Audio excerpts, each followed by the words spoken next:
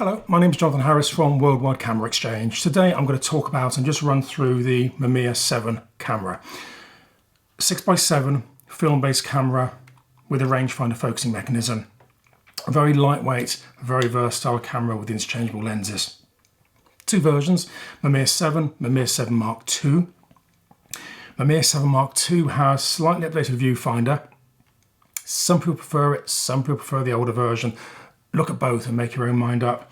Has a multiple exposure button on the Mark II, which the Mark I didn't have. I can't imagine that would worry most people. And also has a slightly updated internal dark slide, which I'll talk about in a second. Okay, let's start with the top.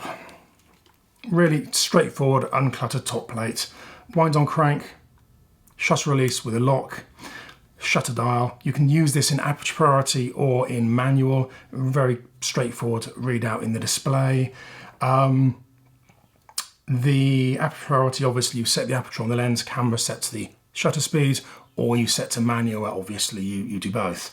ASA is set through the little window there just by lifting the dial and positioning into the right setting. And just around the dial there you can see the exposure compensation for if you're using it in aperture priority. Moving to the front, obviously you have the rangefinder windows here, and this is the self timer, and on the bottom here you have the flash connection and you have the lens release. Now lenses for this camera are interchangeable. They make a 43, a 50, a 65, this is a 65. They make an 80, a 150 and a 210. With the very wide and the very long lenses you do need an auxiliary viewfinder. To change the lenses on these cameras is a little bit more complicated than with standard 35mm stuff because it's got a leaf shutter, which is fantastic. It means you can sync with the flash at any speed, but the shutter is in the lens. So if you take the lens off the camera, you're also taking the shutter off the camera, and the shutter is the only thing protecting the film from daylight. So before you take the lens off the camera, you've got to close an internal dark slide. With a Hasselblad, with a Bronica, you have an external silver dark slide that you just slide in to take the back off. With this, you have an internal dark slide that you need to pull across to take the lens off. So this is the procedure to change lenses. First of all, it's got to be cocked, so it's got to be wound on. You've then got to close the dark slide, and that's done using this dial on the bottom. So that just pulls out and it just turns around. That has now pulled an internal dark slide across. You can now take the lens off. If I just open that a second, that's clicked open. I open the back here, you'll see rear end of the lens and the shutter. If I then turn this dial, you'll see the blinds coming across. You can now safely take the lens off the camera without fogging the film. So at this point, dark slides across, the camera's wound on, the lens will come off with the silver lens release button, just there. And obviously you can see the fabric dark slide in the camera.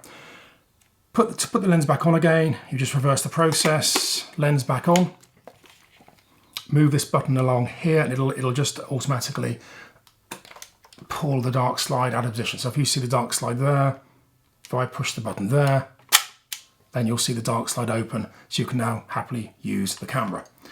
Okay, so that's the lens release there. Just looking on the bottom of the camera, obviously you have the dark slide control there. You have the battery chamber there. Now it takes a PX28 battery, really easy to get hold of.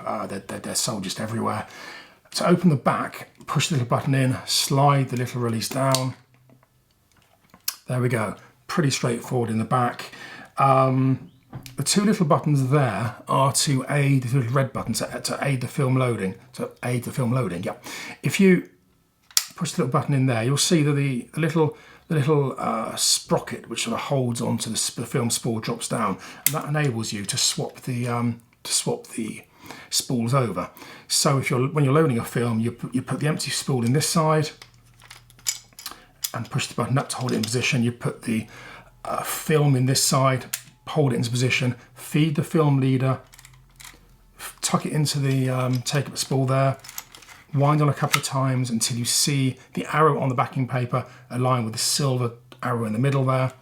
Close the back, and then wind on until the first frame. One thing to mention about these cameras is when there's no film in, it doesn't operate. That's completely normal, so don't panic if you see that.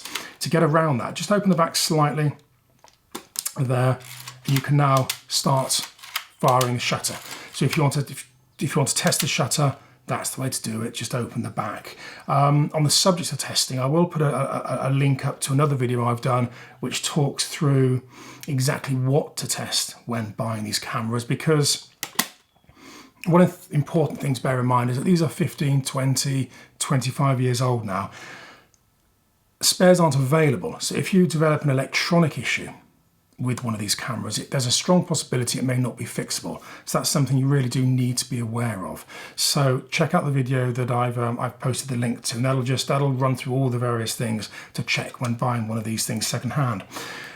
Okay, so that's pretty much it. I mean, it's a really decent, very, very versatile, and very lightweight camera, producing really fantastic big negatives. I hope you found that useful. If you have any questions, please stick them in the box below. Otherwise, like and subscribe, and I'll see you again soon. Thank you. Bye-bye.